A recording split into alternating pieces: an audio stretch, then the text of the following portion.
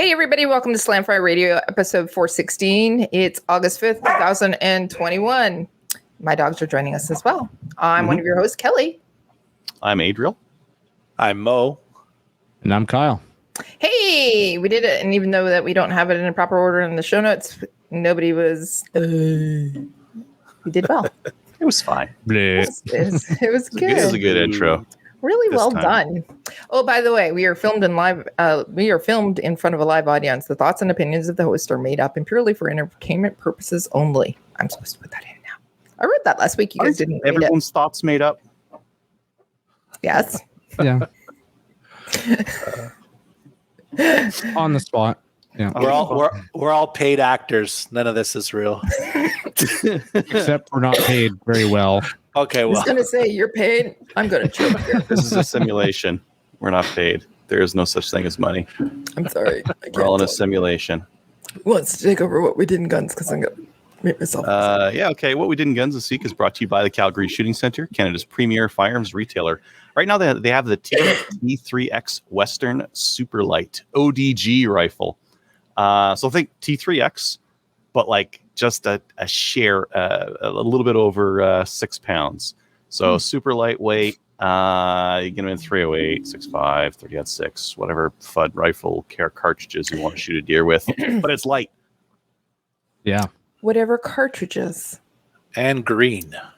You don't like the FUD cartridges comment? You want it in your Fuddy Odd 6 or they have non-FUD cartridges too. 6.5 CM. That's See? not. 6.5 PRC. Ooh. Now we're talking. Yeah. It's getting exciting. 300 Win Mag. Yeah, I mean, if you want to shoot a moose from like 400 yards, I guess, sure. Mike Pospolita should have one of these. Sorry, people don't know him. I'm just saying he's a Tika. Why should he have one of them? Because everything Tika's for him. Oh. Yeah, he's one of those. Anyways, Got like a big break on him if you get like listens. 300 Win Mag or something like that. So you go hiking and then you take your shot and you can't hear anything afterwards. Anyways, those are around $1,700 at Calgary Shooting Center. Calgary Shooting Center. Yep, because they sponsor this portion. Hey, Adriel, you have a lot. Let's go directly into you. See what we did in guns this week. Okay. Yeah, I did lots of stuff. I alluded to it on last show. I got a Covenant 7. It's a scope. It's they go on sale at Cabela's every once in a while, and I was having a crisis last week, so I was like, oh man, the price is so good. I don't need one, but the price is so good. So get one. Who makes those for Cabela's? They don't say. Oh, okay. Don't say. I was just No. But I believe it's very close to, like, Cabela's has their own dials on like turrets and whatnot, but the mag throw lever is very similar to a scope called Discovery. So it might be one of those, or maybe in the same factory as them. Okay. Yeah, the glass is all right in it. I tried it. It's got a ton of elevation. So 34 millimeter tube, 120 MOA of up and down on this thing, which is a lot. Like a lot of scopes will have 60, 90 MOA, 120. Nice. And it's got zero stop as well. So if you want to, you can crank it to the zero stop and not have to forget how many dials up or down you've got. It's got little like witness hash marks on there. So as you crank up the dial, it goes up and down. So you can see how many turns you've done. It's got a mag throw lever on there. So if you need to like do your tactical quick magnification change, that's possible. Okay, I have to ask. Price point. What was the price point on it? You said it was too good. $400. What? $400 when these things go on good. sale. Now, if you're at either max of the elevation, either high or low, the optics look pretty bad. Like it's not great. But you're cranking at 120 MOA one way or the other. So I guess it's okay. Like the features on this scope, if you took the features and then you got a scope with good glass, they'd be like $1,200 is what your scope would be at, somewhere around there, $1,200 to $1,500. So something's got to give, and on this scope, it's the glass. Okay, that's okay. So I'm gonna put it on 22 probably. Okay, so Covenants they got a lifetime warranty too. So they did. Then they don't now. Pro bought them, and now they don't have a lifetime warranty anymore. Yeah, I think it's like 90 what's days. the warranty now? What? 90 days. Yeah, it's not really? not nearly as good. No. It used to be lifetime. I'm not Mhm. impressed. Not like them anymore. I think if you brought one in and it was broken, they might fix it anyways, though. Yeah. Okay. Yeah. So then I had to get 34 millimeter rings, and like the 34 millimeter tubes have been around long enough now to where there's some cheap rings you can buy, but I didn't want cheap rings on a big, heavy scope that I'm going to mount on something. So I ordered some MDT rings, and these were $100 for a set, and they're nice. They're nice rings. They got like 2 lugs on the bottom there to match up with your pick rail. And then I was thinking, well, I got all this stuff now. I kind of want to put it on my NS522 because it's like a heavy barrel bolt action. So I went and ordered a rail too. I got a rail I had to order from the States because I wanted something with like some cant to it. Because again, I can't use the 60 down on this thing unless I've got like some major cant going on with the rail. So I got the 25 on the rail, and I'm probably going to shim the rings or something else also, just to give me some even more cant on it. Cant on it, yeah. Yeah. So you said you're going to, okay. How far are you, you said you're going to put it on your 22. How far are you planning to take it out? Well, now I can take it out to like 450. So, no problem. Yeah, so take it far out if I want to. Yep. And I will, because why not? I still haven't got my register for my Wrangler, and I'm like getting cheesed off. So I called the CFP. I'm like, yo, what's the story here? And they're like, oh, well, it's 3 or 4 weeks. That's normal. We talked about really? from the transfer. This thing transferred a month ago. Well, how long does it take you guys to get the printer, load up the fancy paper in the feed tray, and print? And it's got to be automated, right? Because it's just like a standard print and stuff envelope machine. Maybe the guy who loads the fancy paper in the machine is union, and he's like on vacation or something like that, and no one else can do it. The printer's been taken up for our ATT paperwork. Yeah, maybe it's that. That's true. I mean, they did have some printer problems. You guys remember when I was trying to get a register earlier, and they ended up sending me some printed on regular paper, and then later they sent me the fancy certificate paper stuff later. It's been like weird hanky stuff going on at the registration place. I'd imagine at this point, paper shortage. I assume incompetence and general lack of work ethic. And okay, so can I just stop you for a minute? Mm-hmm. That's probably true, but just if anybody's listening from the CFO, we love you and we want a registration certificate as soon as possible. So thank you. I think you're doing a great job. Except for Adriel. I don't know. Last week, so. No, please just take that certificate you're going to put on the fancy paper that you probably had like a month ago generated. Email that shit to me. I will print it myself. I don't need the fancy certificate paper. I don't think the cop reading it really gives a crap if they...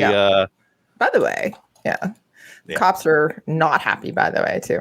I got my conditions in the mail as well. I'm like, oh yes, it's going to be my register. Nope, conditions. Nope. Oh well. Everybody's super excited, and then they're going, "Boo, his." Yeah. What do you mean? Another thing to put in my range bag. Yeah. So I complained to my MP. I'm like, yo, this is some BS. Yeah. All they have to do is the transfer is already done. They've already okayed me. They already said I could be mailed to my house. I've already got it. You just can't bring it to waiting on this certificate. And it is just a single shot, little girly 22 pistol. You know, and you know, if it was your first restricted purchase, like, waiting period, let's cool this off or something like that. But like, I got a couple of handguns. It's should be okay with me by now. Yeah. It looks like so Greg Owen says that he did get his new conditions in the mail today. The printer is definitely busy. And then we also got some confirmation. But this is regular paper. This is regular paper stuff. It's not fancy certificate paper for the conditions. Conditions just goes on regular paper. But you have to keep that too. Why can't the other one be on regular paper? What's the difference? Nothing. Okay. Yeah, just checking. No. Why did they put green in as well? Oh, so you can't read. You can't see through the envelope and see what's inside. So not only is it an envelope and a piece of paper, it is another piece of paper that's wasting tax dollars. Hey. Yeah. Hey, John from Nebraska. Oh, there we go. Nebraska. Nice. Let's say you're like a postage thief and you're like, ooh, a gun registration. I guess maybe it would create like a target. Maybe you'd be like, yeah, I'm gonna rob that guy now. Maybe, I don't know. Maybe that's why they put green in there. Anywho, whatever. Okay, we were going to talk about this in the show, but everybody's commenting it now because Adriel brought it up. So Craig said, I would have been happy with just an email and save a spam. Yeah, we all got emails as well. Mhm. If you think you didn't get it, go and check your junk mail because that's where it came from. Promotions. Yeah, it was in promotions for me. Yeah, promotions. Same. I didn't get it till after last week's show. It was like Sunday or Monday I got it. Yeah. The email. Yeah. Yeah. So, yeah, but not everybody has email or checks emails or. It's not important anyways. Yeah. Yeah. Anyways. So they say, Going back to the Stone Age. to say that they have. Yeah. Did a bunch of maple seed stuff. Yeah, thank you. 144 slings. Okay, did you sew it or did you get the kids to sew it? I sewed it because I don't trust my kids to sew. So I did it all myself. Adriel, I love you. You know that. I did get them to laminate because lamination is easy and it took 5 hours, 5 solid hours. So I handed them the stack and the pages and they chugged through it. They did it. Good stuff. But the sewing, no way. I wasn't going to get them to sew. Don't trust them for that. So I made a bunch of slings and some Shoot Boss manuals that are all fully laminated and not bulletproof, but like weatherproof. And then I hit the range.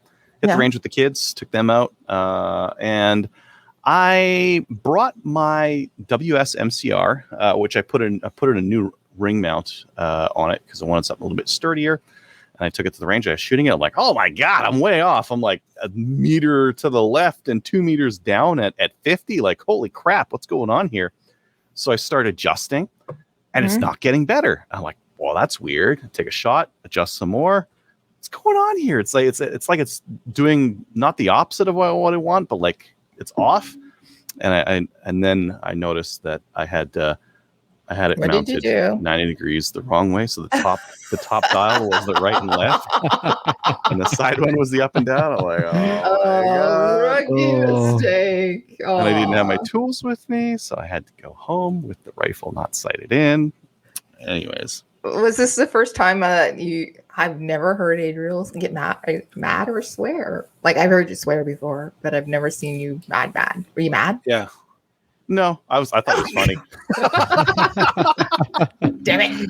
I'm like, I guess I'm packing that up. Time to shoot something else. Now I have been to the range with just one rifle, and the mount was incorrectly mounted, and I had to drive home, and I was mad then because that was preventable, and it killed 2 hours for me. But this was fine. Yeah. Because I had some other stuff to shoot as well. Like, let me turn off You usually my bring a bunch of stuff. background. Yeah. The Well, kids by the out way, there and- I love the fact you're on vacation and you're joining us. It's nice to see. Yeah. A Very bit of nice. palm trees and your Boogaloo shirt. So That's thank why. you for joining us tonight. Mhm. Yeah. Thank you. The illusion's ruined. And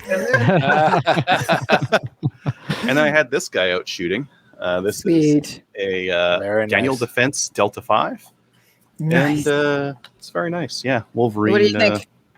sent this out to try. It's very fancy. It's a very fancy. You know, one thing that's on it that isn't usually on a rifle, it's got a thumb rest right here. So you can put your thumb right there. Or you can put it on the other side. Yeah. It's Seriously? changeable sides. Yeah. So you can put your thumb up there. Good practice, right? So you're not like working it. Yeah, no, but that actually would be something that I would suggest any rifle manufacturers do. Especially for precision, right? Yeah, like for for a hunting precision, rifle, you might yeah. need to grab around it for control. But for a precision rifle, putting your thumb up there, make sure you're not like torquing, like grabbing it or anything like that, right? Yeah. Takes that torque off of there. Yeah. Yeah. How much is that rifle, Adriel? 2,000. So Yeah. when can we expect the review? Very soon. Yeah. Okay. It's accurate. In this chassis, they guarantee it to half an MOA with good quality ammo. I got 0.7, so like some of that's me. I'm not a perfect 0 MOA shooter, and when you get a rifle that's accurate enough, you just can't get the accuracy out of it that it's capable of. Mm-hmm. At least that's my excuse, and I'm sticking to it. It's got like arc rail on the bottom and a bunch of fancy stuff. Yeah. So Greg and an Ash Athlon scope. and an Athlon scope. Mhm. They already mounted it. You didn't put it Yep, on yourself. Midas. Yeah. No, nice, Athlon's- nice scope. Yeah, and Athlon's nice scope as well. Greg was talking about he forgot his keys one time at a match and he had to drive all the way home. And then after that, he switched to combo locks right away. Yeah. Yeah, My but like recommendation. all those, like unless you have like a real beefy lock, you can cut them, or you can like the trigger locks, a screwdriver, little flat screwdriver in there will do it. Yep. Yeah, but you gotta lock them back up after. Or the padlock, then you just shoot it off. Yeah. No, I wouldn't recommend that. But I have done Padlocks take a couple hits. They take a couple hits with bullets before they come off. Yeah. Or you might hit your actual rifle. Maybe. Mike's watching as well, and he's somebody who loves the Athlon. Yes. Yeah. Okay. Like All right. actually, I was asking Mike about rings and bases and that kind of thing because he is big time into the PRS. Yeah, he is. I got some stuff in from Bullseye. So they had a sale on a bunch of like mag pouches and that kind of thing. I can't remember the manufacturer, but I think they were just blowing them out. I got a double AR mag pouch off them. And then the other thing, I've been running this Blade Tech holster. Oh, my son has been running this Blade Tech holster, but it's been scratching the ever-loving crap out of the side of that gun. Like, look, if you look at the slide here, it's just it's an aluminum slide and it's painted, so the finish isn't very hard wearing. And this thing has been pinching it. It's not very positive either. It's grabbing on the slide sides, and that's it. It's not like a nice click in there. Yeah. So they had this one. It looks like it has carbon fiber, but it's not. And this one clicks in there nice and positively. And just pull it. Yep. Nice and it was retention. $45. So You don't know the make? I could find it in a minute if we really want to. If you really wanted to. Yeah. Okay. But yeah. I'll find it. Yeah. And then you'll yell in the middle. It was. And then someone mailed me this tiny little rifle. Oh my God. So cute. Look at that. I don't know who mailed that to you at all. It's a baby rifle. It showed up. That's good. That was me, by the way, that I mailed. By the way, okay. Did you notice anything on the box? No, it was like Christmas wrapping paper inside out. It was Christmas wrapping paper inside out because I don't want people to know what it is. Oh, like the you other didn't thing- write like dildos or like Bob's Jack or anything like that on No, it. I didn't. No. Next parcel to you. Stickers. Expect it. No dildos. Yeah. Just Too holster it. large. Just holster it was the brand name of that holster. Just holster. Yeah. So I've been taking my kids out to the range more often. One of my kids has been running the Caldwell emuffs, and they're all right, but they're not great. Like the electronics on them and whatnot aren't great. So Bullseye had the Howard lights on for $50 even, which is pretty good. Like on Amazon's best sale, these things will be like $55, $60. So $50 even is pretty decent for these things. And the mics are pretty good enough. I'll bring that up a little bit later. I'm just looking around to see what else I was supposed to cover here. Oh, let's have a look at the Let's show. see here. Yeah. Oh yeah, I put an extended bolt release on boy's shotgun and mine, so I'm trying to gear him up for 3-gun. We're getting going on it, and his 20 gauge, it's got like a tiny little button, and it's kind of hard to use because it's kind of a crappy shotgun. It's like a Pardus or something like that. So I drilled it and I pop riveted on like a big coin on there. So he's got a nice big target. Now he slaps it and it works just great. And then I also did mine because I was like, mine has a small little button on it. So I made the button bigger by drilling into it. And then I had to take it to the range and make sure that I didn't screw anything up or it didn't like block the shell latch or something like that. So we hit the range again. And I met up with Ian Runkle from Runkle of the Bailey out there, and we started shooting some shotgun stuff and testing out the reliability. That tiny little like double barrel shotgun, he shot it and he broke a clay first shot. Really? open Nice. cylinder, like no choke on that thing. Tiny little shotgun. And I'm like, he's not going to hit any of these things. I flip the first one up. Boom, he nails it. And then he stopped shooting because he's going, yeah, I did that. And he walks away, right? That was terrible. Hey, he was a trooper. He shot a couple shots out of it. Oh. Yeah. He's getting right into 3-gun right now. Yeah. Okay, so I was talking to him, if Ian's listening, but I was talking to him and he's going, okay, I need to figure out the rules behind this. So he's doing all the research and he's doing all the legalities about what he can do and what he can't do and what he's allowed and what he's not allowed. I'm going, this is such a lawyer. Anyways, I said, okay. I said, Ian, I have no idea. Go and talk to our friend Adriel. And I think he does. So, but he's a really fun guy to talk to, especially at 3:00 in the morning. Anyways, just saying. Yeah, we've been chatting over Discord quite often. Yeah, the Caldwells eat batteries. There's a couple of headsets that don't have an auto turn off, and if they don't have an auto turn off, I think your headset's stupid. The Howard lights turn off after 6 hours, which I think is good because my kid will forget to turn it off, and then I'll need to use more batteries. Yeah. So hit the range again, did some shotgun stuff. I lost track of time, and I couldn't sight my WSMCR before the range closed. So now that's coming up to this weekend. I gotta sight that thing in because the weekend after is 3-gun. And then I was looking at, so I've got a very small belt that my oldest has been running, and I wanted to get him a new belt, and I ended up getting one of those double alpha Lynx belts because you can add segments to them. So as you grows, did buy one of those. Oh, nice. Yeah, okay. I got one of the fancy Lynx belts because you can, like, as he grows, I can just pop a new segment in and then it'll get bigger, right? So I think what colors did you choose?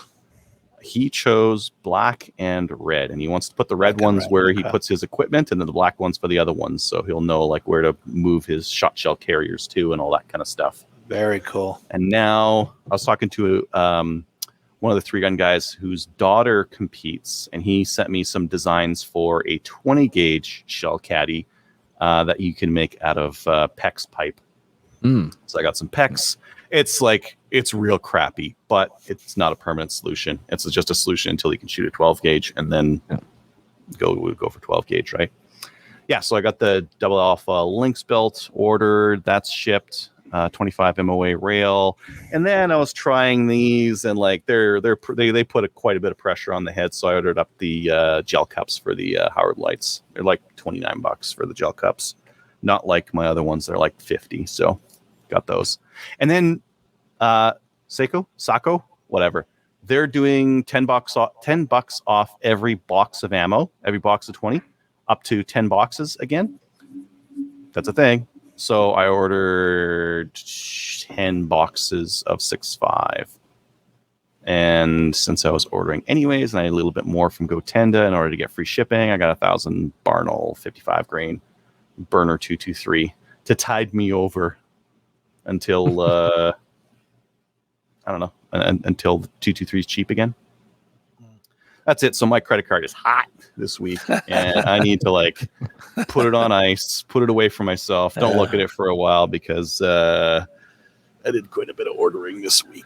It all adds up. All that USD ordering and then shipping. It just adds up and adds up. Yeah, sure does. Go sell something. Anyways, that's it for me. What about you, Kelly?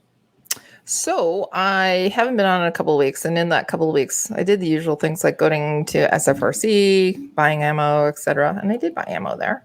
I had to order some more 28 gauge as well because we're out of stuff for reloading, or we still need to get a couple of things for reloading. So I ordered a couple of cases 28. Still waiting for it to come in. Anyways, but in the meantime, we did go and do some skeet shooting on Wednesday nights, and Kelly and I are doing pretty good on it. And so what we decided to do is we were just doing report pairs up until now. So now we've taken it up a notch. And now we're just doing doubles. See how it feels. Anyways, not doing as well now that we're just doing doubles as opposed to report pairs. Yeah. Oh, we're going. It was good. The first one, we're going, what the hell happened there? Yeah, didn't even see that one coming.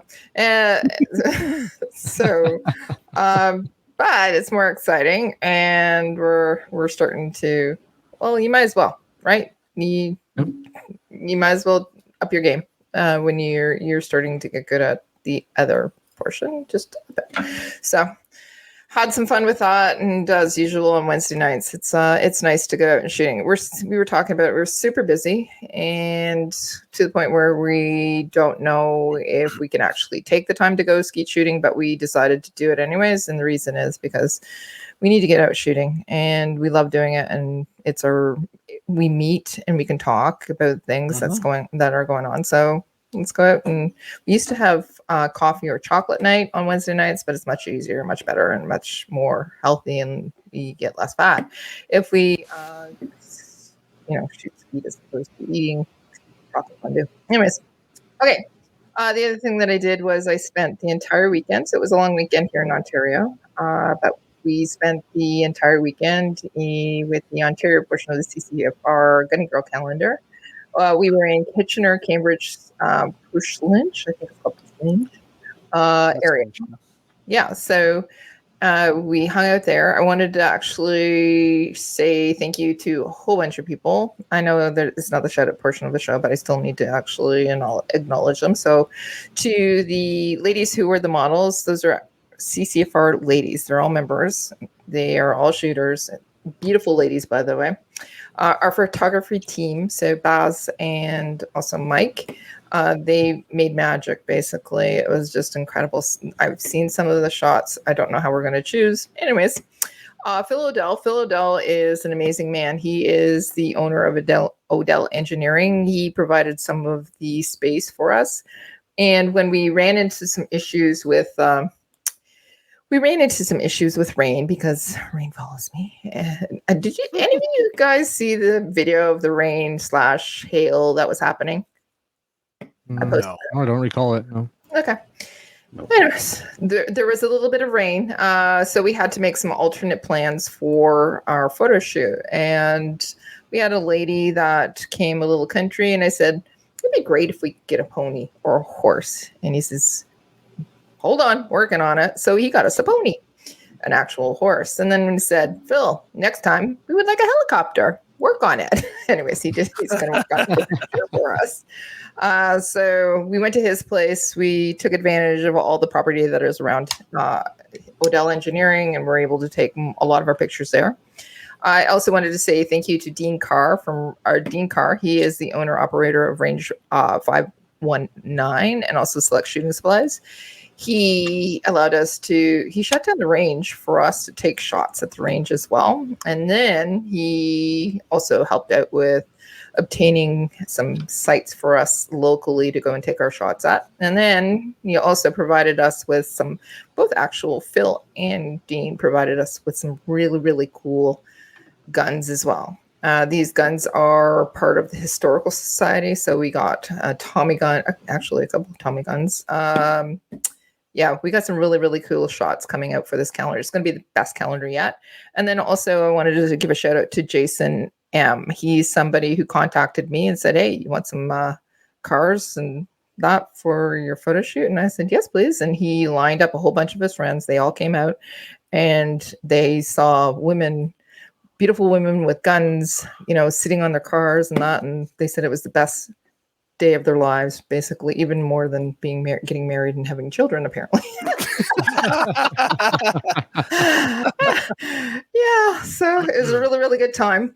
We stayed up until 3:00 in the morning. We had we announced that the Canadian Sportswomen Association, they were the ladies that are going to they're going to be the endorsers this year, and they're hilarious, by the way. They came out and got their photo shoot done as well. Just a great time with some really strong women and a really great team. I'm very lucky to have these people as part of my life and also as the people that I work with. I'm really, really blessed to have some great people that I work with, including Adriel from Maple Seed as well. So we have some more ladies. I was telling everybody before we went live, I was saying that we're posting everything about the Gunny Girl calendar, and then we have a couple of ladies' days that are happening. And because we're actually doing this, it's generating more interest in this as well. So I'm getting messages. I think I got 3 or 4 of them today. So we have some ladies' days that are currently happening or being planned, and I have a couple of those in the event section as well. So we're going to go through those, and that's about it for me. Mo, what about you? I also went back to Ontario for the long weekend. On Saturday, I went skeet shooting with my friend Darren, and he brought his teenage son Ben as well. So we did that in the morning at the Galt Sportsman Club. So we did some skeet shooting, which was fun. And then after, we went over to the rifle range, and I sighted in my 10-22 for 25 meters to get it ready for the maple seed. Maple seed? Yes, exactly. So because I had put on, I had said it last week, I had put on the scope. I took off my hunting rifle and I just put it on there. So it was a Vortex 3x9. Okay. So that's ready to go. Mhm. Then on the Sunday, I went to an IPSC match in Hamilton, which has the coolest name because their acronym is HAHA, so Hamilton Anglers and Hunting Association, something like that. And the match, well, it rained the whole time. It rained up until the last shooter in my squad was going to shoot. So the very last guy, it cleared up. But before that, it was going from pouring to light to pouring. But the match sorry, go ahead. When were you shooting? Like, it was Sunday afternoon? Yes. Yeah. Sunday afternoon. So you're in Hamilton, right around where I was. Yeah. Did you get the hail at all? No, I didn't snow. No hail. Okay. Just hailed on me, I guess. All right. And the match, it was fun. And I had the first time I shot a Cooper tunnel. So so I guess I could describe it for people that don't know what a Cooper tunnel is. And correct me if I'm not saying this right. So it's like a tunneled area that they built from walls and then some loose wood planks across the top. And basically it's to force the shooter to go through a low area. Duck walk. To duck walk. Yeah. Duck walk. So it was pretty cool. And then you can bump the wood planks, but you can't knock them off, because if you knock them off, then it's a penalty. So it was pretty cool. So you start off like on one end and you engage some targets, and then you're reloading, going under the tunnel to an open area in the middle, shooting some more targets, and then ducking in again. And then there's actually a port, and there was a port in there.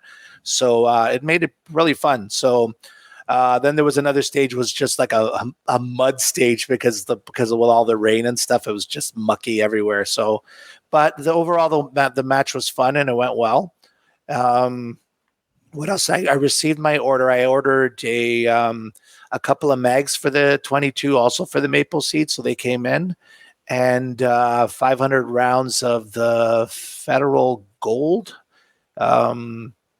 So I've got that ready for the event. Sorry?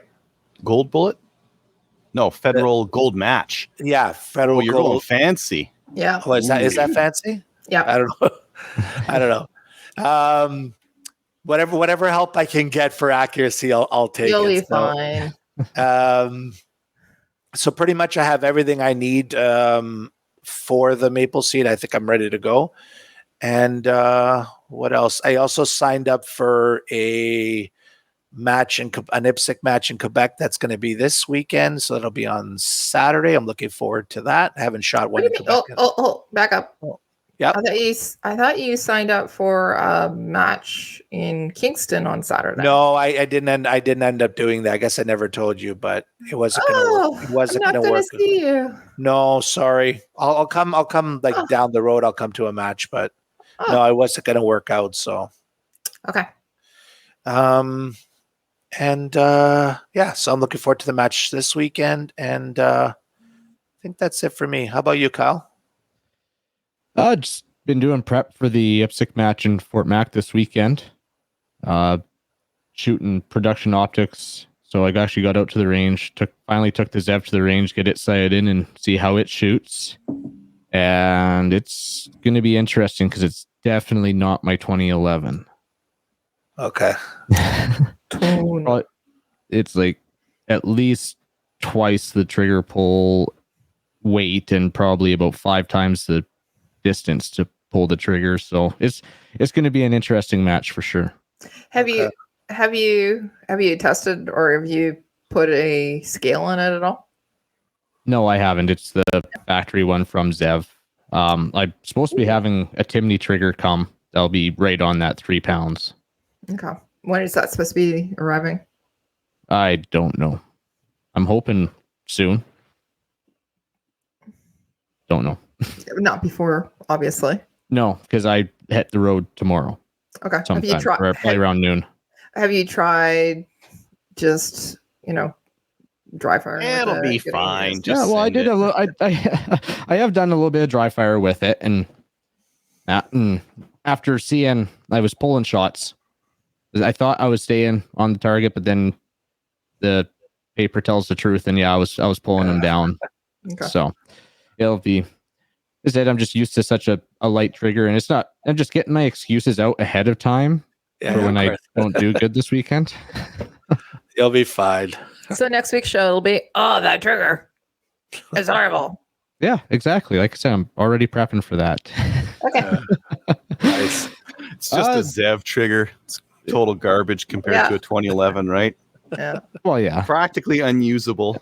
Well, if I could throw in my other one, but production optics, you can't go any lighter than 3 pounds. Right. Mhm. I have a Zev in my Glock 17 that's like 2 pound trigger. So and it's really? much nicer, but I can't run that in NIPSC for production.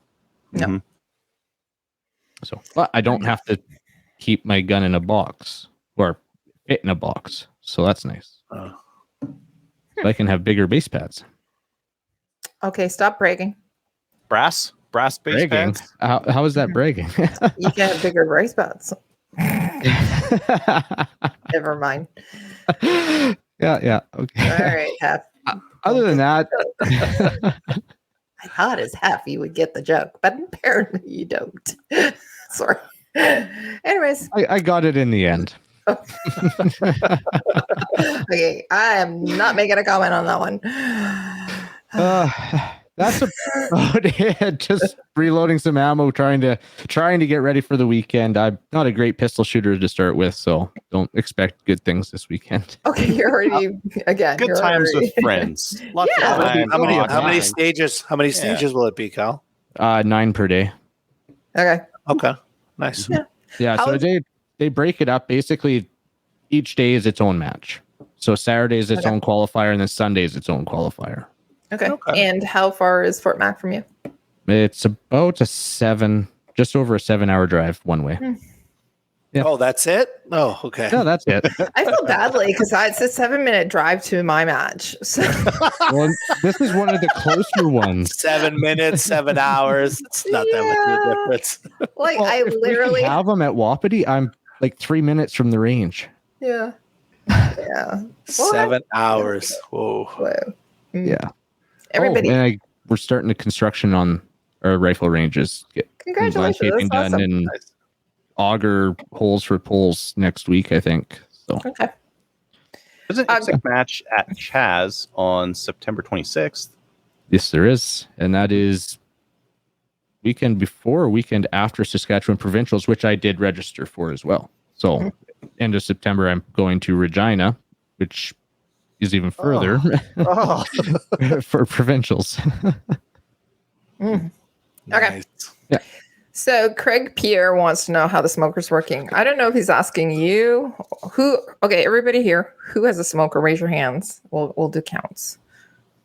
Okay. Oh, I'm the only one without a smoker? The Moog is the only one without a smoker. Oh, that can't be. If he I have a I confession. think he's asking you. I know, I have a I think so, confession. I haven't put it together yet. Oh, no. Still in the box?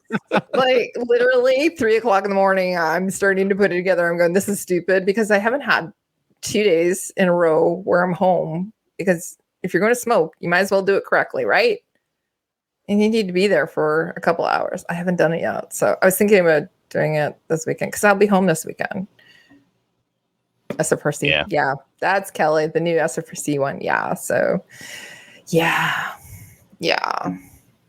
By the way, has anybody ever smoked squash? No. No. No, All I smoke is deer meat. I got given a squash and I was thinking about smoking it. I know it's totally Yeah, no, watermelon. it's not. Okay, I'm allergic to watermelon. Squash is Not totally watermelon. not meat. Do you got deer meat? Are you putting meat in there? I am. I'm going to do ribs and I'm going to do brisket Yeah. and pulled pork. Nice. Just And I don't put pucks in the Sausages. whole time. Don't smoke the whole time. You'll have to leave it in there without smoke sometimes. Otherwise, it'll come out too smoky. Well, you got a pellet smoker, didn't you, I Kelly? did get a pellet smoker and I got So the it's going to be Wi-Fi putting smoke adapter. the whole time. Oh yeah. So, but I can wrap adapt it. halfway. I wrap halfway through. Yeah, that's what I'm going to be doing. I bought the stuff Yeah. for the wrapping and that too. And I have my recipes and everything. Kind of actually, I love rubbing meat, by the way. So, oh wow. No, I've never seen you blush. First you made Kyle blush, now you made me blush. Yeah. No, this is just the lighting. You got to try harder to make me blush. Yeah. So Patrick is somebody, he's here on the show. He's watching the show. He brought a Traeger, and Patrick is here in Kingston. He did the Black Badge course with me, and he's been smoking up a storm, and I have not. So we have a smoke off. We're going to be doing it soon. So I have to just get my ass in gear. Smoked cheese is also good, apparently. Just whatever you got in the fridge, take it out, put it in the smoker, and whatever's good afterwards, bring that to the competition. Yeah. I'm going to bring meat. Mhm. Lovely meat. And smoked squash. Squash. Yeah. I squashed smokes before. Okay. Why don't we get on? Oh, yeah. I'm the lead host. Sugar. I forgot all about that. I'm waiting for you guys. Okay. Let's go into upcoming events. Upcoming events is sponsored by TLS Alpha. TLS Alpha is a Canadian digital agency that works exclusively in the firearms vertical. They help us with business processes, strategic planning, websites, e-commerce, and battling the stigma that the industry carries with banks, merchant processors, and social media. There's a little bit of that, isn't there? Check them out at tlosalpha.com. So we have some events that are coming up. Adriel, you want to talk about the maple seeds that are coming up, and then we'll talk about We the got ladies' maple days. seeds. You want maple seeds? We got them. We got maple them. seeds all over the place. Mm-hmm. Saskatchewan Landing, August 14th. Mhm. Regina, August 15th. Mhm. Cornwall, Ontario, August 15th. Mm-hmm. And Bonnyville, Alberta, August 29th. That one just opened up recently. Already got like 8 or 9 people in that one. That's good. It's filling up. Yep. So both Saskatchewan Landing and Regina, they have several spots available. Cornwall, it's almost full. And if you really want to meet me and Mo, we're going to be there. So go sign up for it. And We're very nice. You want to meet us? yes. So When Kelly's a shoot boss, she's not nice though. Oh no. apparently- No, she's going to be yelling at you a lot. Yeah. All right. Mhm. Yes. No. I'm used to being yelled at. I should be fine. Okay. If you're in the Montreal area or Quebec area, I suggest going to the Cornwall one because we're not going to be in Quebec in the next little while. So, ladies' days, just a couple that I've removed the ones that are happening this weekend that are all totally sold out. But I did want to mention about Lower Trent Valley. Lower Trent Valley is near Trenton, Ontario. I released yesterday. It sold out in less than 24 hours. So if you are interested in Ladies' Days events, contact me, kelly.wheaton@firearmsrights.ca. We can see if we can help sponsor you and maybe even attend an event. The other one that's going to be happening is in Ottawa. It's the backed by popular demand. I'm going to be at this one too, by the way. It's another edition of the EOSC, the CCFR Ladies Range Day. It's August 28th. It's from 9:30 a.m. to 5 p.m. You don't need a license and you don't need any experiences. You don't need any experience. No problem. We got you covered. Come out, bring your friends, sign up for it. You'll get to shoot in a really safe environment. And it's going to be welcoming as well. You'll have introduction. You'll have eyes and ears provided for you. We'll even provide lunch as well. And it's $40 for the event. And you can go to the Eventbrite link for that. And we'll provide it in the show notes. It usually sells out. I'm not sure how many spots are still available for it. So go and check it out. $40 sounds like a great deal for all that. So Yeah, even get Yeah. lunch. 3-gun. Who wants to talk about that? Adriel, I You put bet. it in there so I can. Yeah, go ahead. who put it in?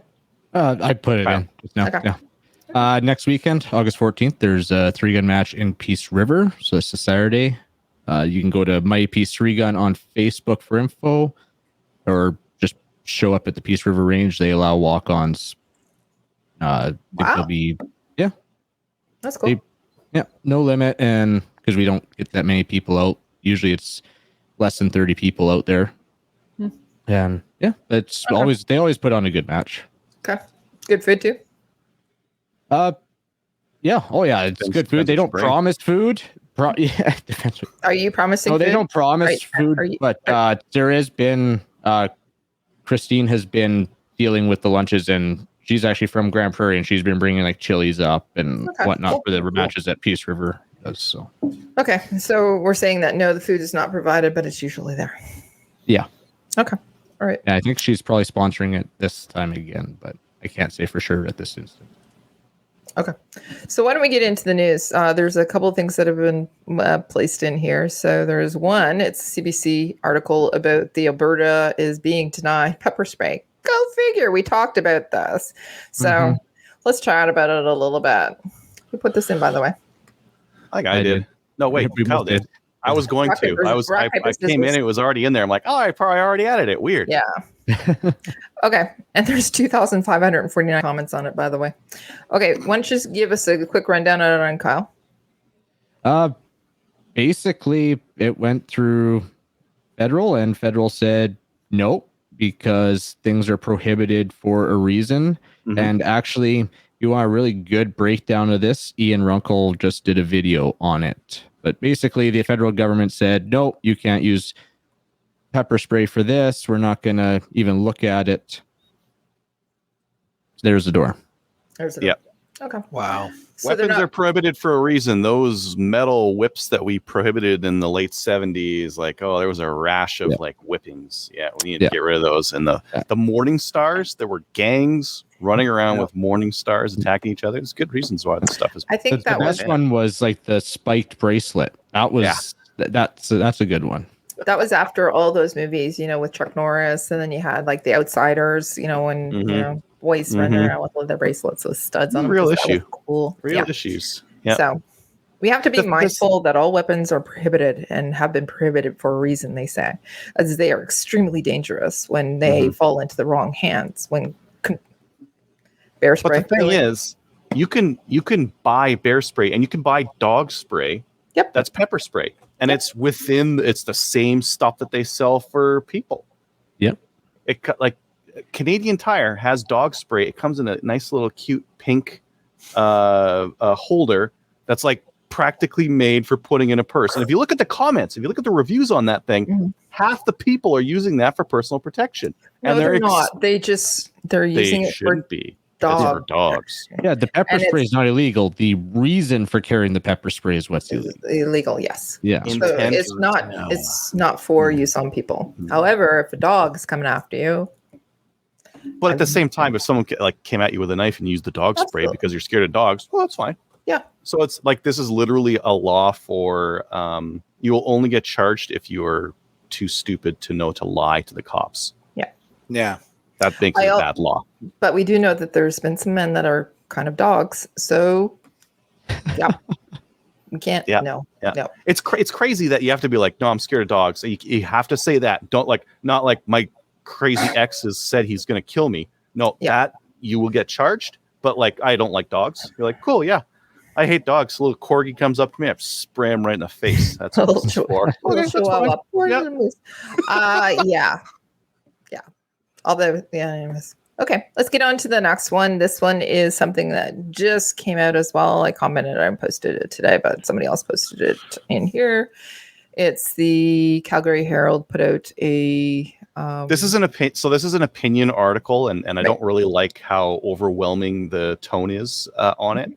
But it covers the thing that happened in better detail than all the other articles did. Yes. The other ones were just like, oh, a home invader got shot, and they didn't really give a lot of detail, whereas this one does. Yep. So, sorry, did you want to cover this one? No, go ahead. No?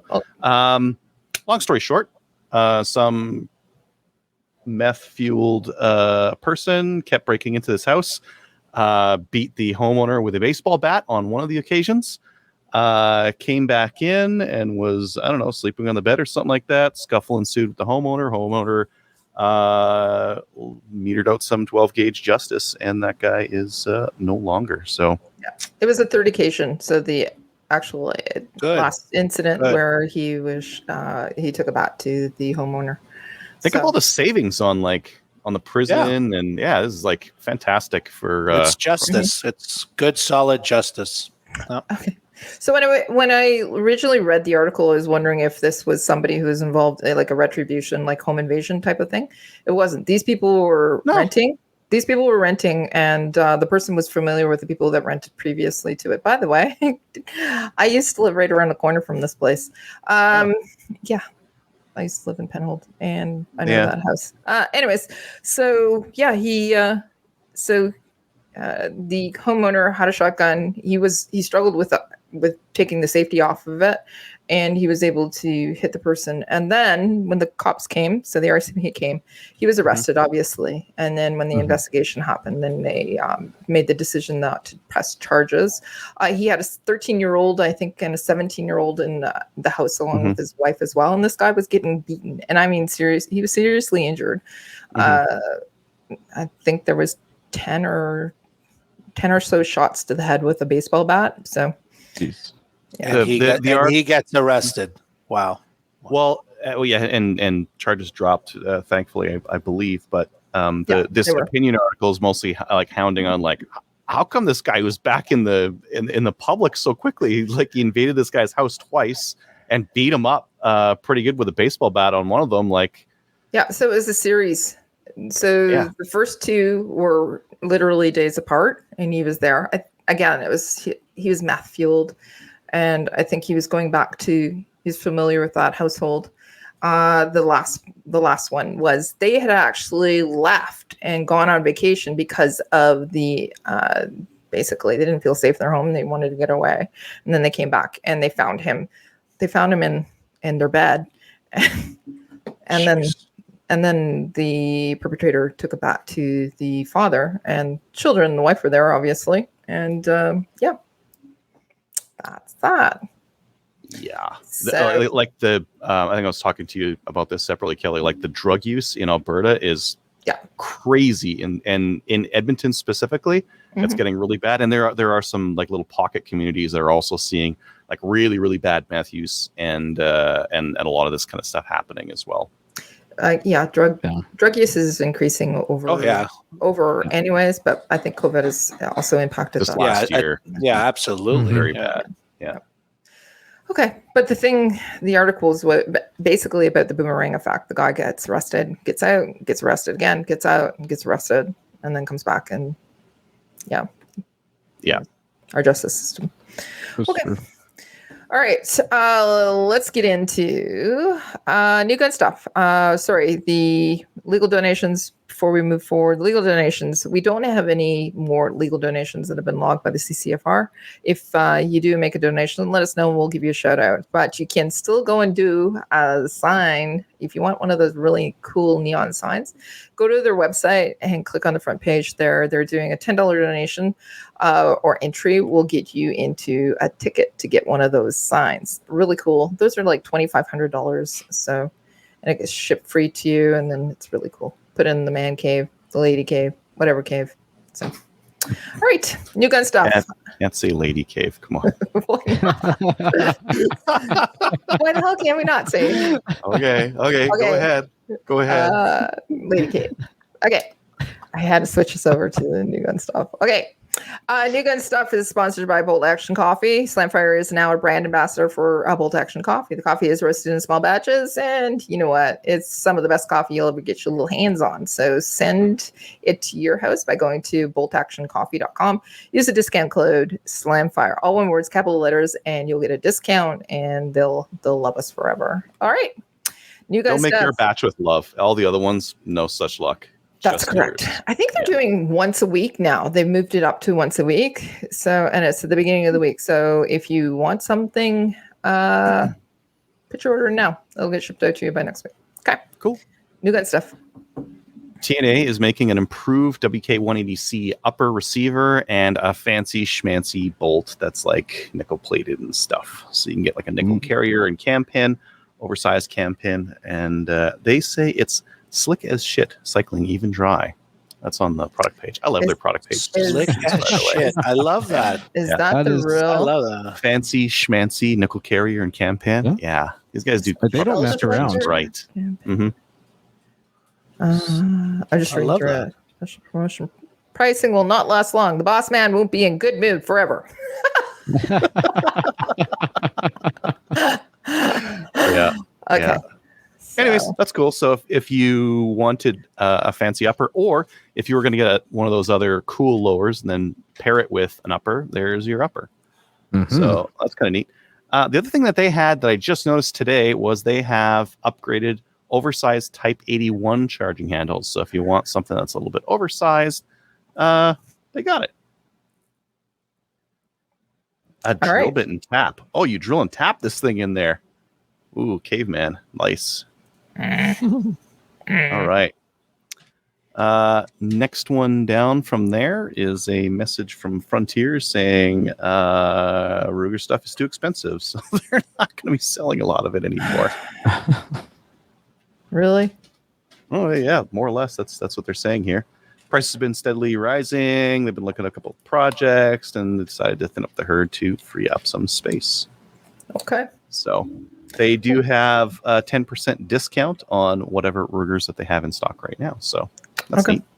That's Frontier Firearms. And then I want to talk about this one because a lot of people ask, like, what's a good shotgun for 3-gun? And the M3K is probably the best semi-auto, the cheapest, best semi-auto that you can get. You can't get anything good for cheaper. No, it's good bang for your buck, and like just getting into it. If you on a budget, that's absolutely yeah. So Rangeview Sports has them for $769, which is a pretty good price, and they have free shipping on there, which is also nice. So if you're looking to get into 3-gun, that's the shotgun to get. Are you seeing a lot of them in use at your matches? Oh, yeah. It's probably the most popular semi-auto. And it's reliable. Like you don't see much. Some of them have extraction issues, and then they get the Benelli extractor, which will fit in there, and they're good. Some of them don't need it. Some of them the extractor is fine, and they don't need that. Okay.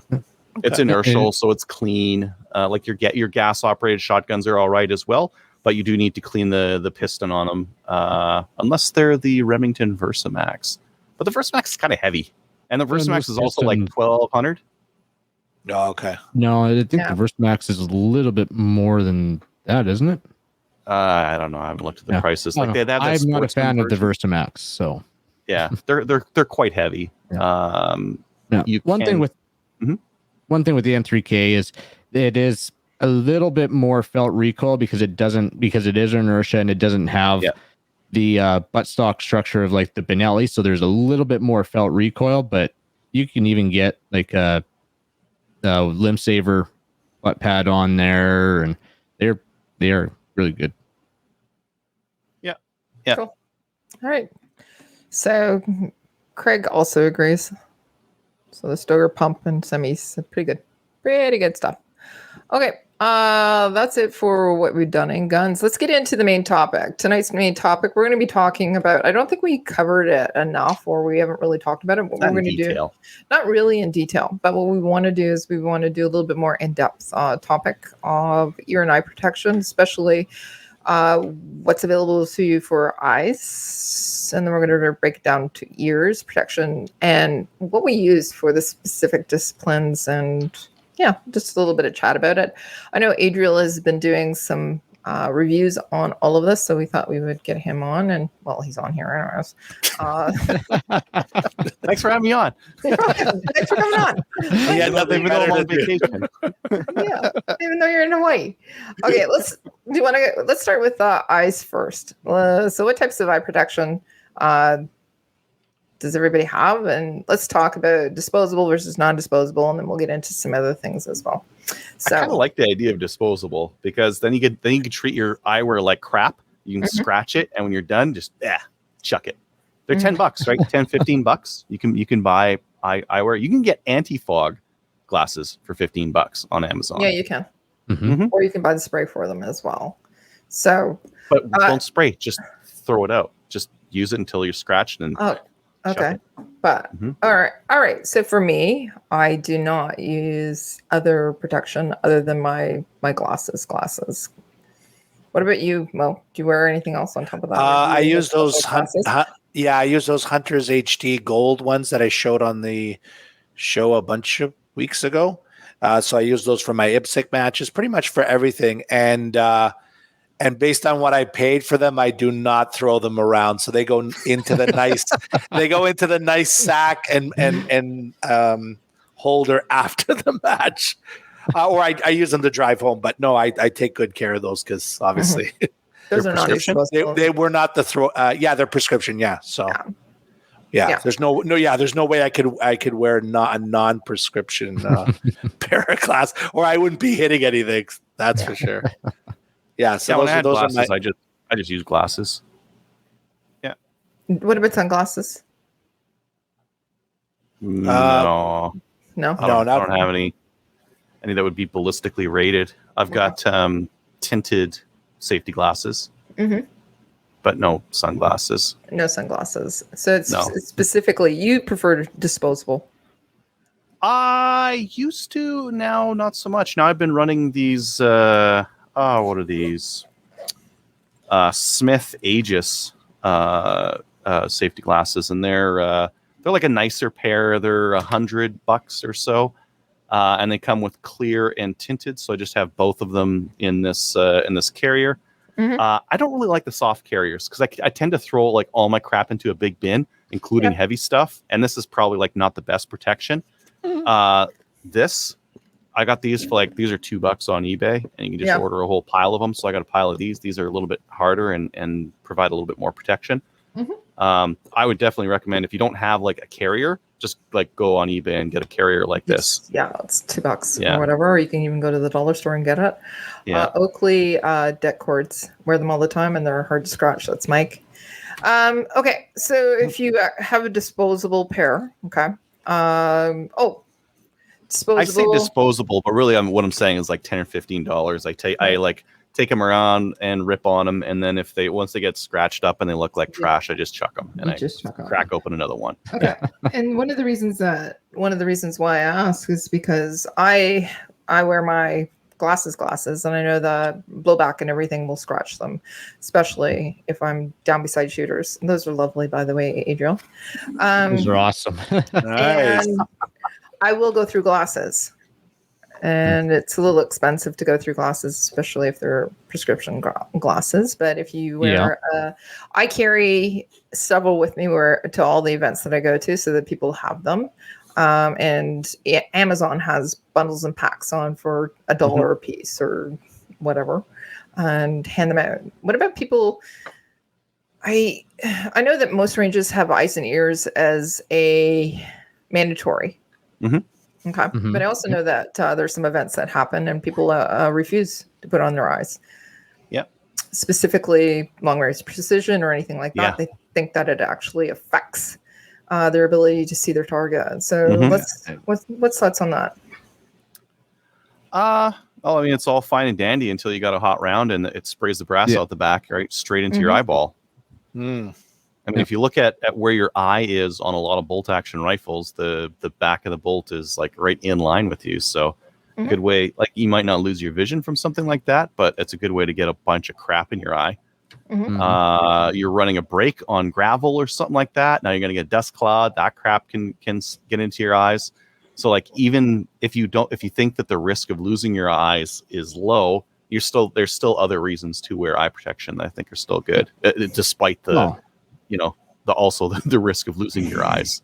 Craig says, getting stuff in your eye also affects your ability to see as well. Quite frankly, some of those people that are a little bit more intense with their shooting and coming in first, and if they miss a shot because they can't see it, you would think that they've lost their eyes, really. But you just got to keep it clean, and it has to be non-fogging and anti-fog. Because like if you get eyewear that's not anti-fog and it rains or something like that, or you're running and you're sweaty and your glasses are like really sealed up nicely to your face, they fog and then you can't see.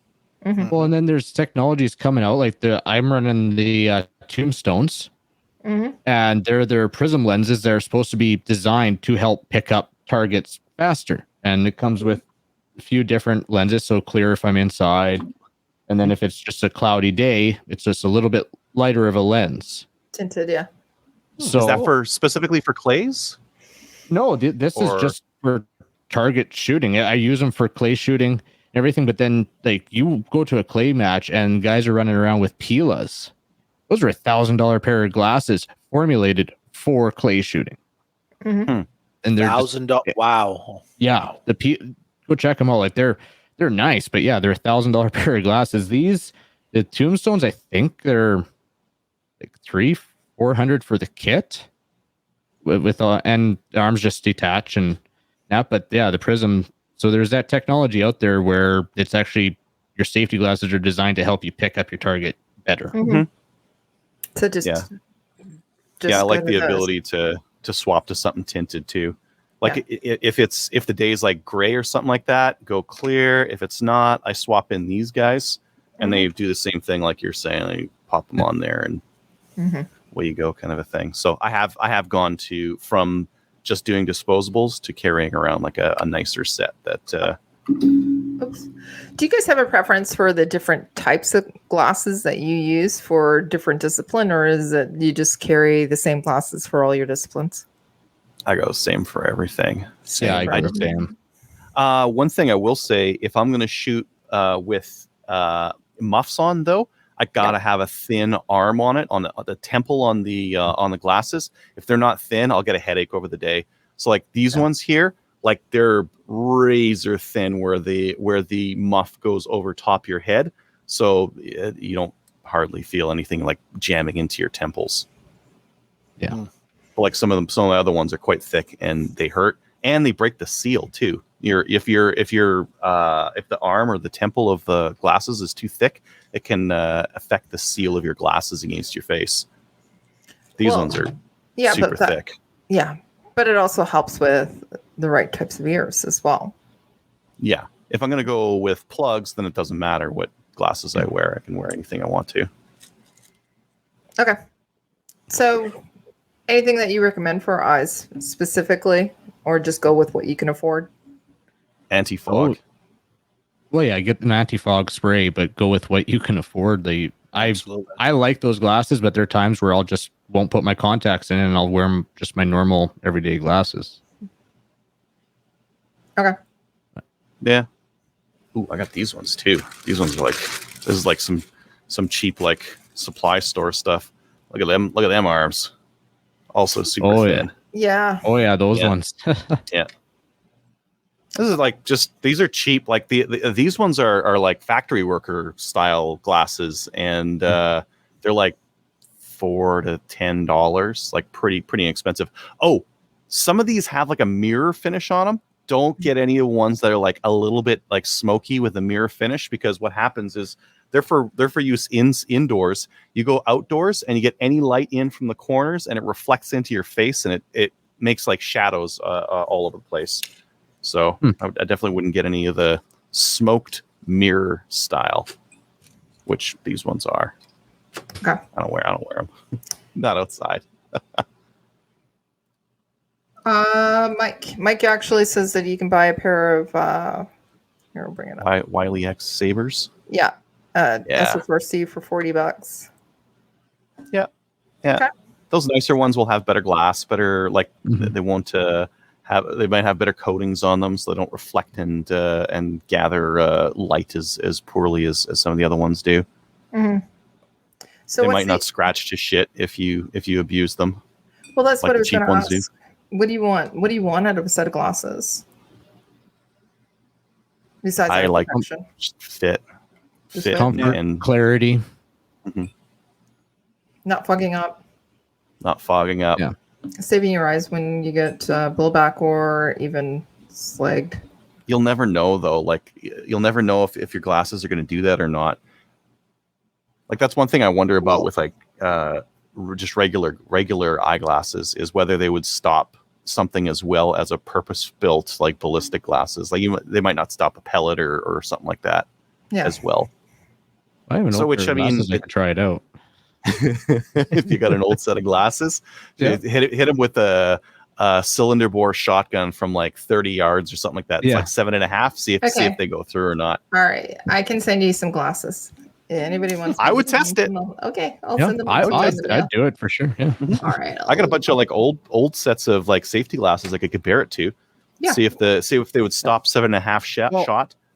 I think it's worth saying, like, even just like the set that you just held up, Adriel, and I know it's been talked about before, but there's one recent event that really I think makes a good case for wearing safety glasses, and that was the Kentucky Ballistics. Yeah. And he was wearing a cheap pair of just handout construction safety glasses, and they stopped that lug from going through his face.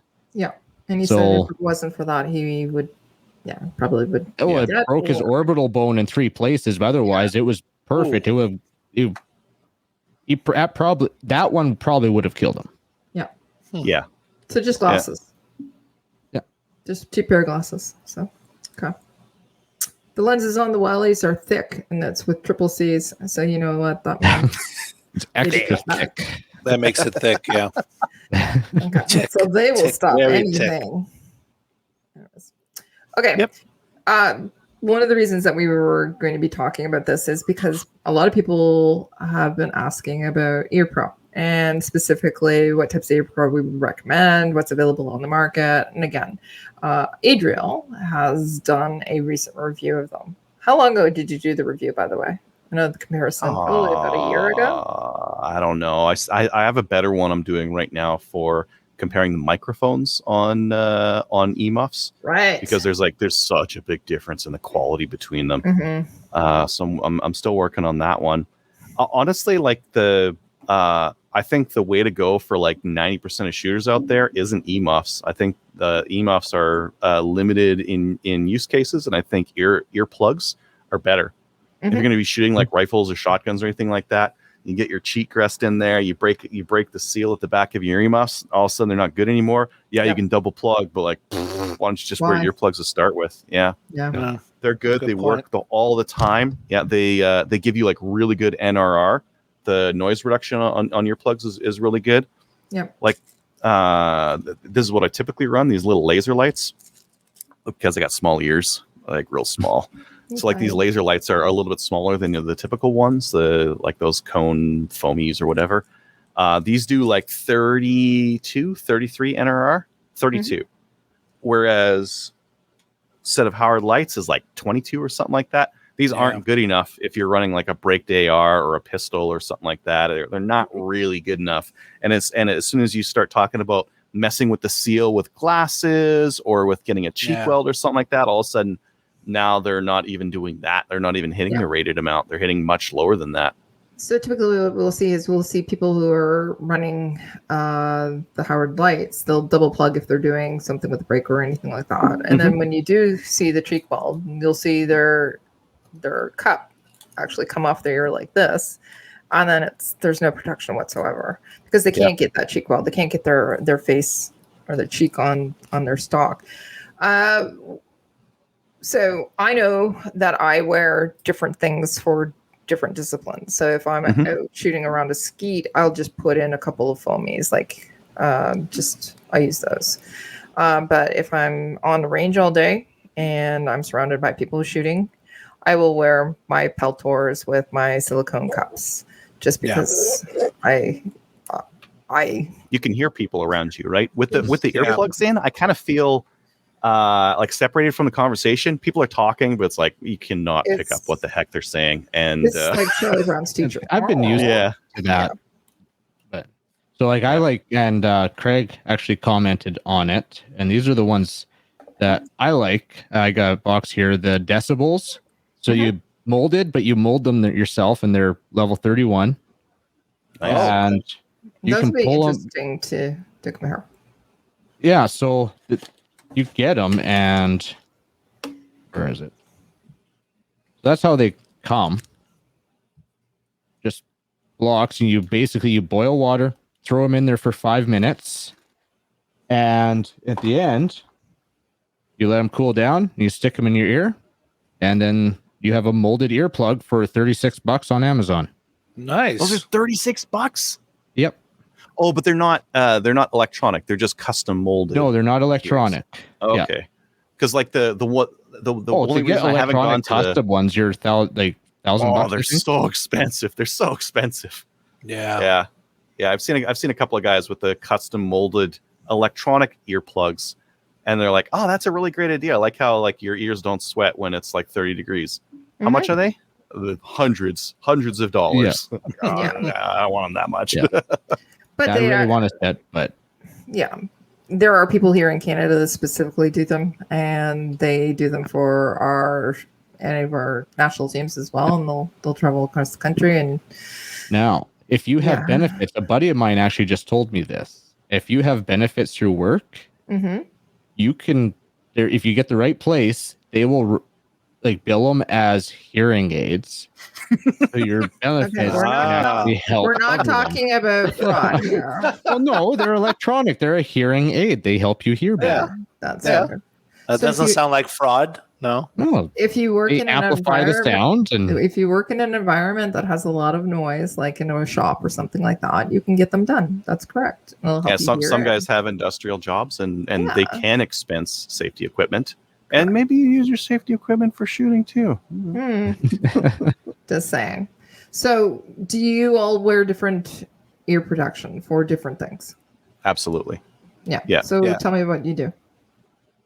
Plugs anytime I'm shooting a rifle or something loud, and then if I'm ROing or if I'm doing maple seed or something like that, I do the Peltors with the gel cups, because these Peltors have much better microphones in them than all the other cheap head emuffs that I have.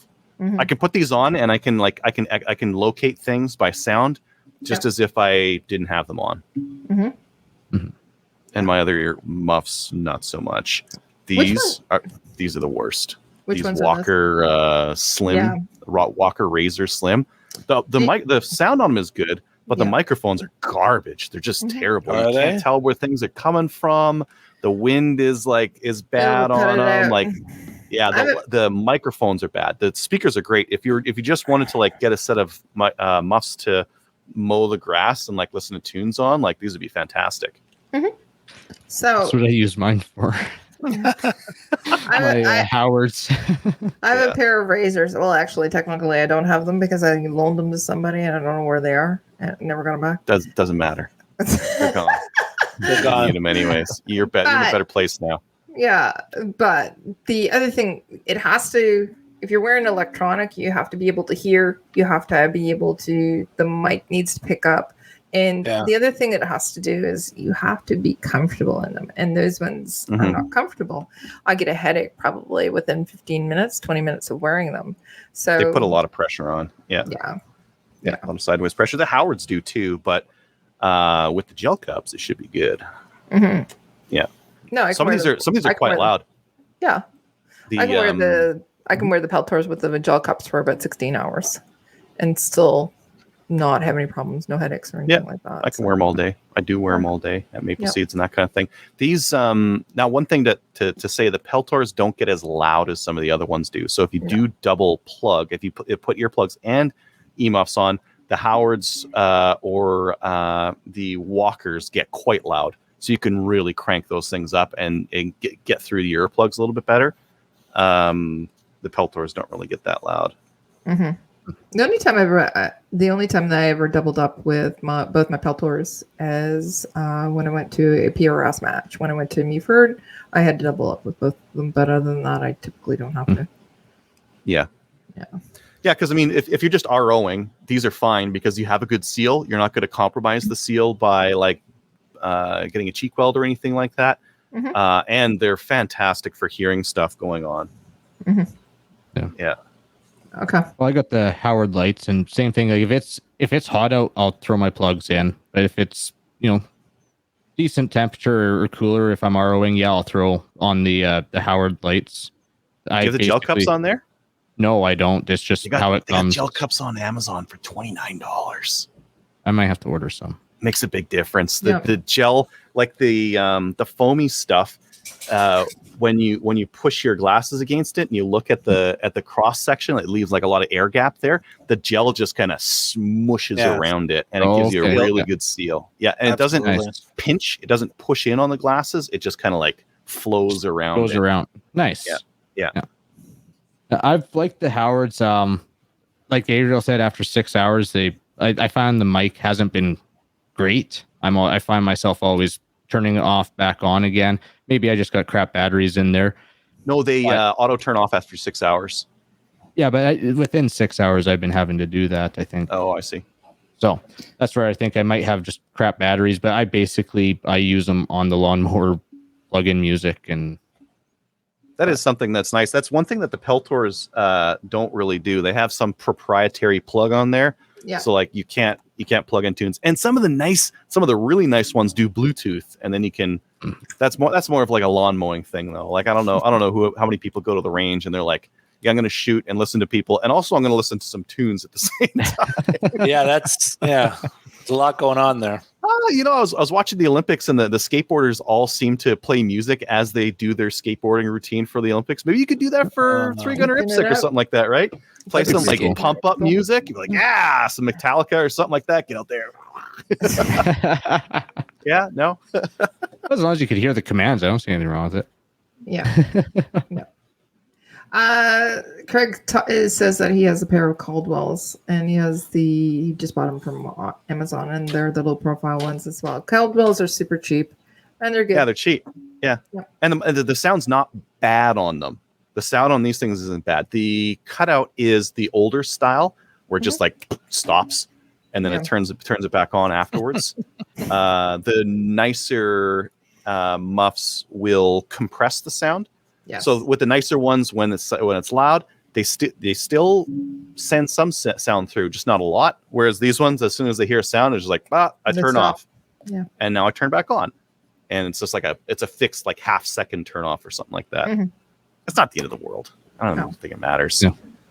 Patrick listens to Slam for Radio at the range. I'm sorry. All right, that's good. Yeah, see, that's good.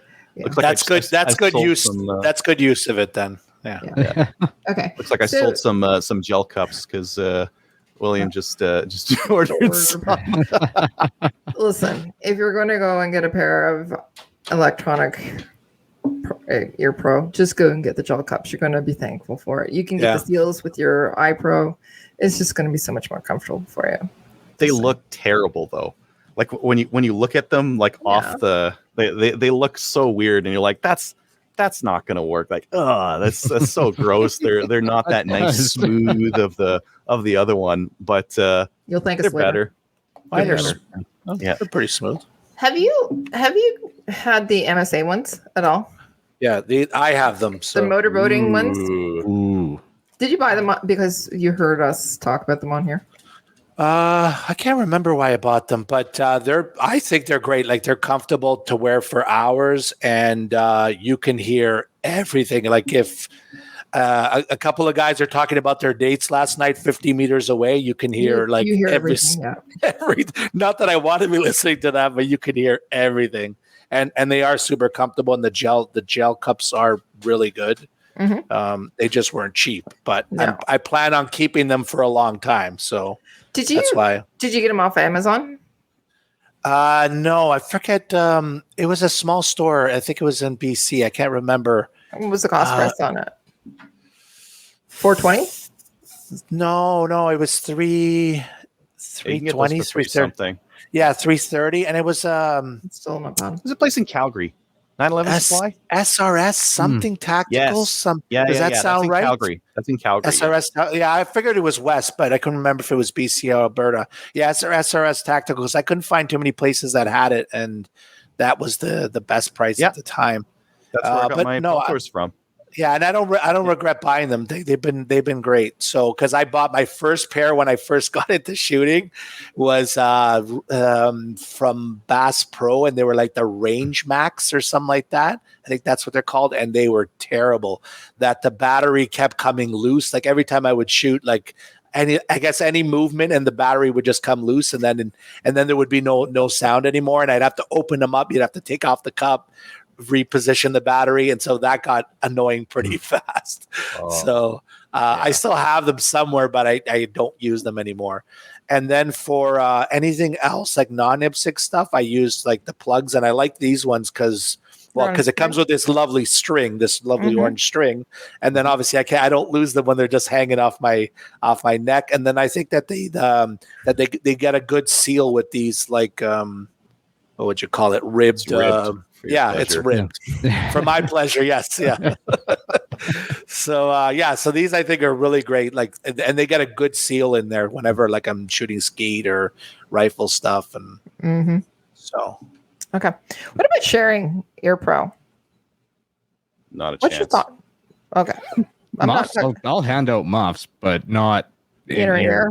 No, I hand out the laser lights. All my glasses cases have like you go buy a box of like 200 pairs, and all my glasses cases have like a ton of them in there. If someone needs some Ear Pro, I just hand them the little baggie of 2, and I say, "There you go," and they don't get my muffs. It's like giving somebody a wet willy. Like, it's pretty gross, right? I will share just non-electronic over the ear and sanitize them afterwards. I will hand them plugs, and they can keep them. I don't want them back. Yeah. Some people will They're yours now. No, I don't want them back. Thank you. Please, they're yours. Including that big wad of wax on the end of it. You have to show people how to put them in too, right? Yeah. A lot of people will just be like, they just stuff it in there. Like, that doesn't work. No. Twist them, and unless they were working in a factory or something like that, then they knew the over the head kind of a thing to make. Or if they smoke joints, they know how to do. I guess get it nice and tight. Yeah. Well, that's where modes are nice because you don't have to roll your earplug. No, they're already rolled. They're ready to go. You just stick it in. So, okay. Ram it in there. Yeah, okay. But obviously the ones that are molded to your ear specifically, you can't let them, you can't loan them. And I'm sorry, but if I have a set of MSAs, I'm not letting anybody wear those. No. I'm not even letting people wear my Peltors that have, that I have outfitted with my gel cups. No, they're not wearing those. And I will give them my Caldwells, or I'll give them my Walkers, obviously, because those are gone. Anyways. Well, if you think about it, like if you use your ear protection a lot, like we do with Maple Seed, this thing's covered in my sweat and it's nasty. Like, I don't want to have anyone else wearing this. Like, I have worn this thing on ranges on days when it's been like 35. And I've been sweating buckets, and every surface area of this thing has been coated in my sweat. I don't want to. I can't do that. I can't do that. At that, I go to plugs. Like, I wear plugs pretty much all the time, anyways. Like, it would be nice to have electronic, but I'm used to not having it. But yeah, 35 and muffs. No. It's hot, and those gel cups, like, they seal really well, and your ears sweat like crazy. And 20 degrees is like too hot for earmuffs. It is really, when it's cold out, boy, they're nice. Like, put them on, you're like, it just starts warming up immediately. It's so good. Yeah. So good. But I generally, so if I go to a 3-gun match and we're doing shoot squad, work squad, if I'm on shoot, I run my earplugs, and I just run the whole. And it's nice and quiet. Other people are talking, but like the earplugs allow me to just zen out. Like, they're talking, I ignore them. I can't hear what they're saying anyways. And I just do my thing and do my shooting. And then once I'm done, earplugs come out, headphones go on, and now I'm ROing or I'm resetting or whatever. And I can hear people and chat and do all that kind of stuff. Do you think that some of the more expensive... Okay. So if you're looking at ears, do you think that you have to go with a more expensive set for quality for ears? What's a good balance? I have, next to me, 1, 2, 3, 4. I have 5 sets of electronic ear protection next to me. I should have 1, and it should just be those Peltor Impact Sports, because the other ones, the electronics aren't very good. The microphones aren't very good. Wearing these, the sound stage is like nothing. It's like I'm not even wearing them. And those other ones, none of them are even close to that.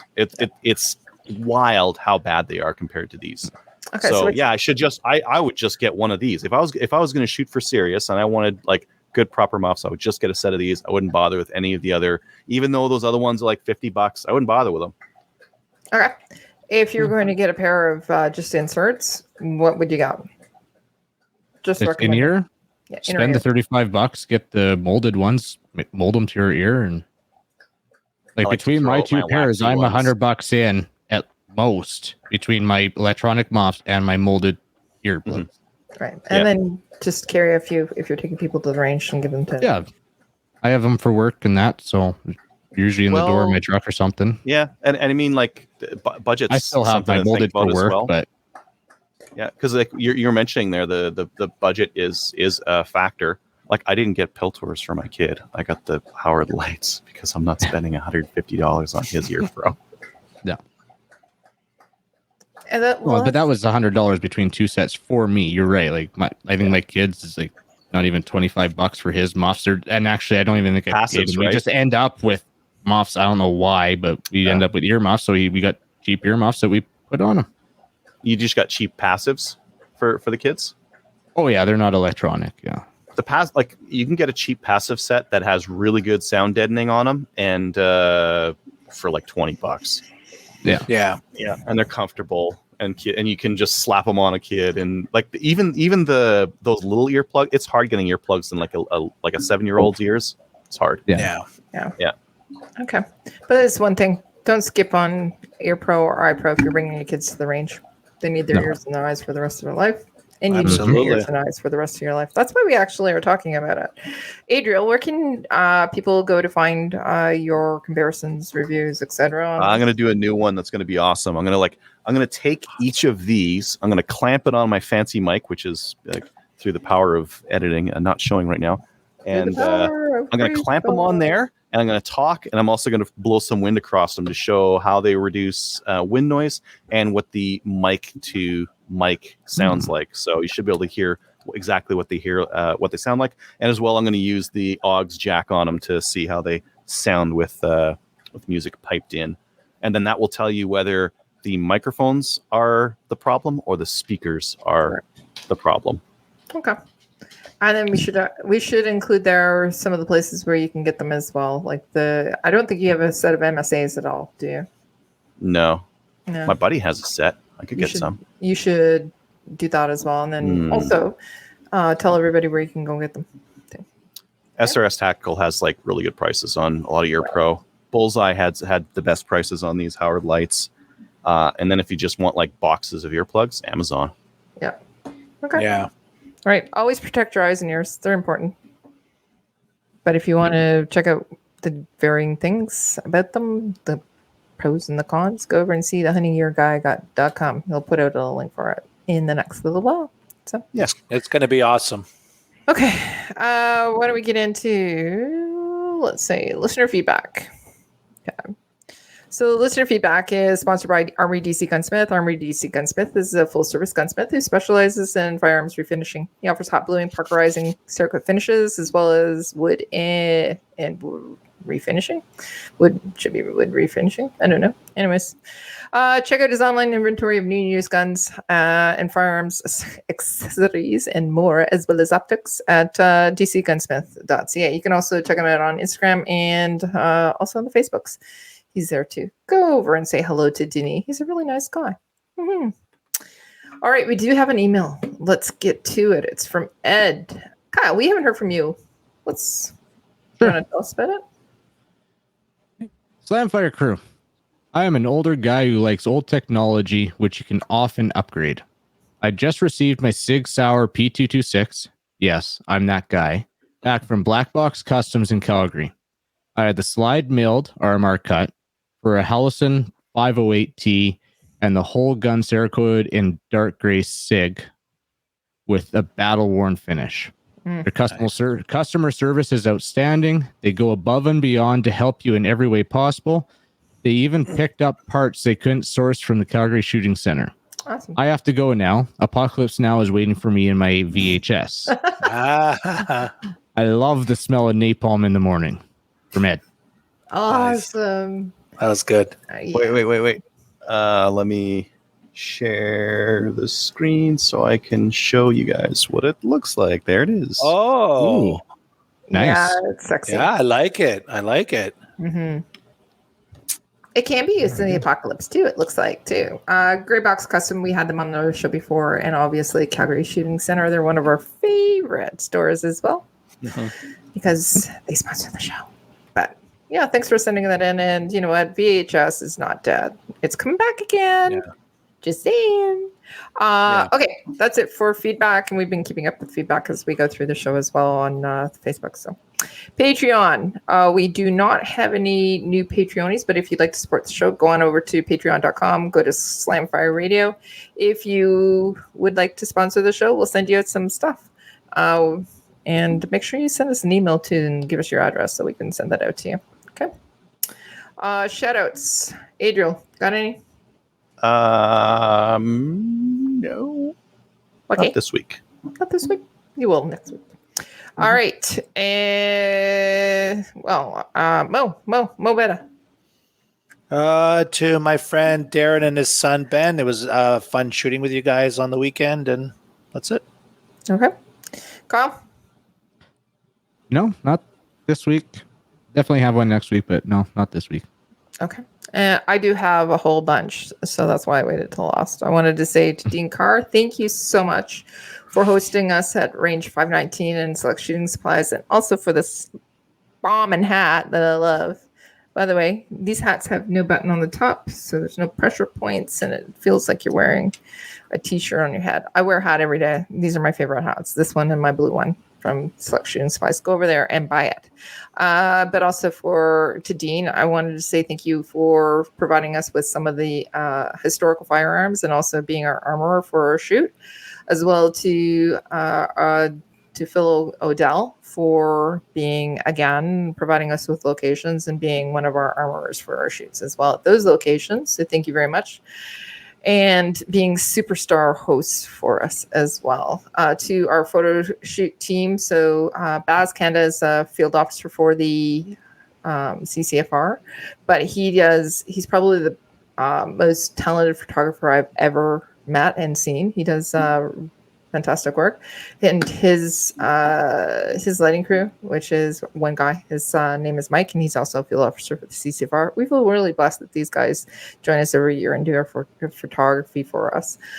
We also have a shout out going to all the ladies that participated over the past weekend. This calendar is lining up to be, last year's was good, like really good, and this year is going to be even better than that. We keep saying we're up in our game every year. I don't know what we're doing next year. I already put an order in for a helicopter. Let's see if it happens. And to Jason, who contacted me out of the blue and said, hey, you want some cars? This guy was amazing. He lined up a whole bunch of his friends, and they came out and they brought their cars, and there's some amazing cars in this. It's not a car. I know it's not a car calendar, but you got a girl, a car, guns. So it's awesome. And that's, well, also to the girls, the ladies of the CCFR as well. You guys are going above and beyond. And I know this is, it's tiring right now because it's our busiest point of the project.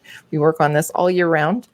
And I wouldn't want to do it with anybody else. So I just wanted to say thank you to you ladies as well. That's it.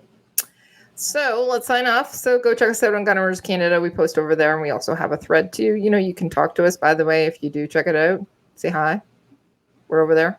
Give us a like on Facebook. Join the CCFR. They really need our help right now. Or go over to the page and put $10 in and win that beautiful sign as well. Give us a like on Facebook, or you can give us a review on Facebook as well. We've opened that up, and we're going to see you next week probably. Right, everybody? Yep. See you next week. Bye. Bye, everybody. Bye.